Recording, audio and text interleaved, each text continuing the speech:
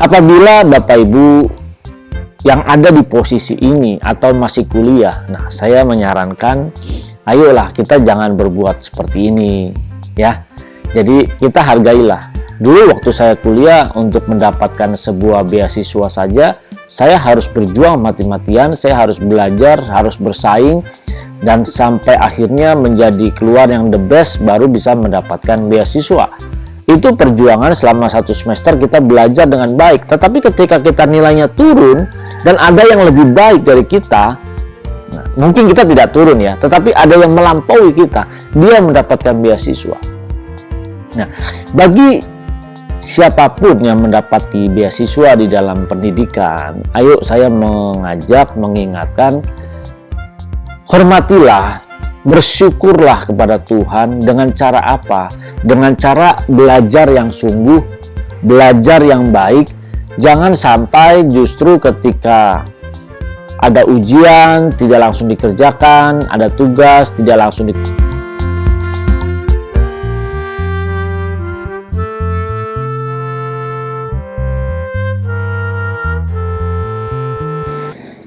Kita berjumpa kembali Bapak Ibu Saudara di channel Buyung Kosa Putra. Pada saat ini saya mengundang bagi Bapak Ibu yang baru pertama kali mengunjungi channel ini dan yang belum pernah mengklik subscribe di channel ini, ayo dukung saya dengan klik tombol subscribe, klik gambar loncengnya supaya setiap ada video-video yang terbaru yang saya upload, maka Bapak Ibu dapat menerima notifikasinya secara langsung.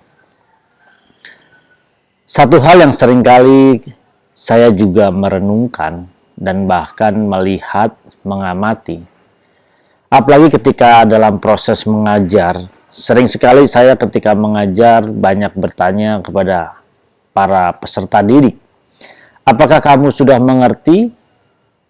Semua terdiam. Apakah sudah paham? Semua terdiam.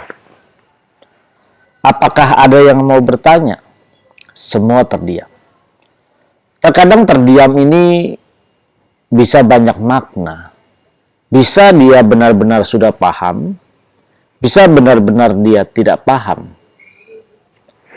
Dan herannya, ketika kita memberikan ujian, justru pada saat kita menjabarkan ujian harus begini, harus begini, harus begini, ada yang mau bertanya, tidak ada yang bertanya sama sekali.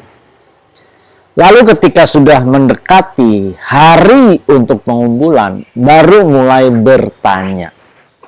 Baru mulai menanyakan, ini bagaimana kalau begini? Kalau judulnya seperti ini bagaimana? Apakah bisa, apakah tidak? Padahal di dalam penjelasan tersebut sudah sangat gamblang, sudah sangat jelas.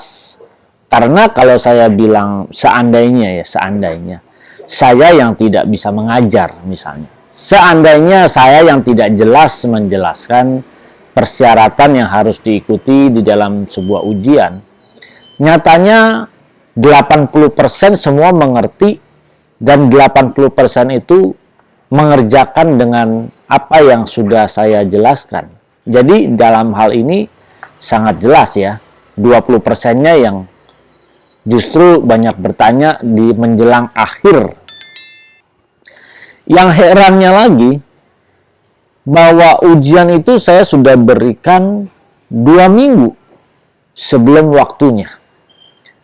Tetapi ada yang langsung merespon dengan cepat, dia mengerjakan tanpa harus menunggu mendekati waktu hari H. Dia mengerjakan dengan baik, dengan benar, dan mengumpulkan. Tetapi banyak sekali justru yang mereka mengerjakannya itu sistemnya SKS, sistem kebut semalam. Nah, rata-rata dari setiap mahasiswa seperti itu ya. Ketika mengumpulkan tugas selalu sistemnya dekat-dekatan, padahal sering sekali saya sudah mengatakan kalau kita mengerjakannya sistem SKS itu sangat bisa dan sangat memungkinkan, tetapi untuk hasil tidak akan pernah bisa maksimal. Hasilnya tidak akan pernah bisa seperti atau melampaui dari target.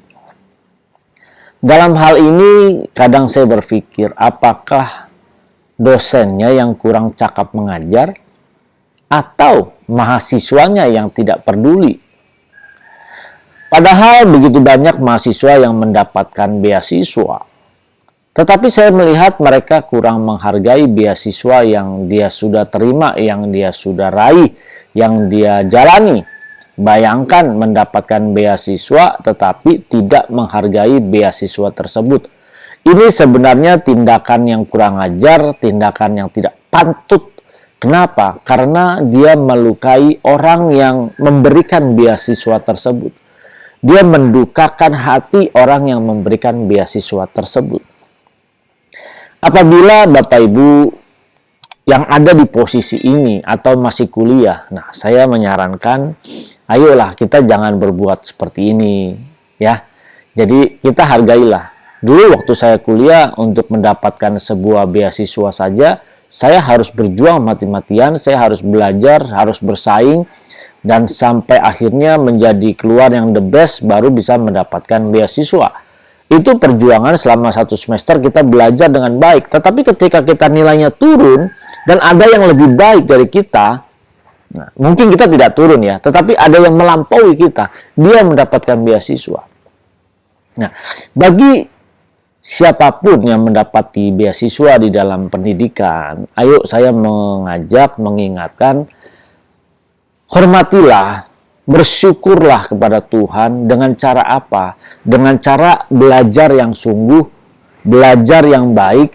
Jangan sampai justru ketika ada ujian tidak langsung dikerjakan, ada tugas tidak langsung dikerjakan, dan banyak sekali alasannya. Banyak sekali. Nah, ini yang saya tidak mengerti kenapa ya mental seperti ini masih belum bisa berubah.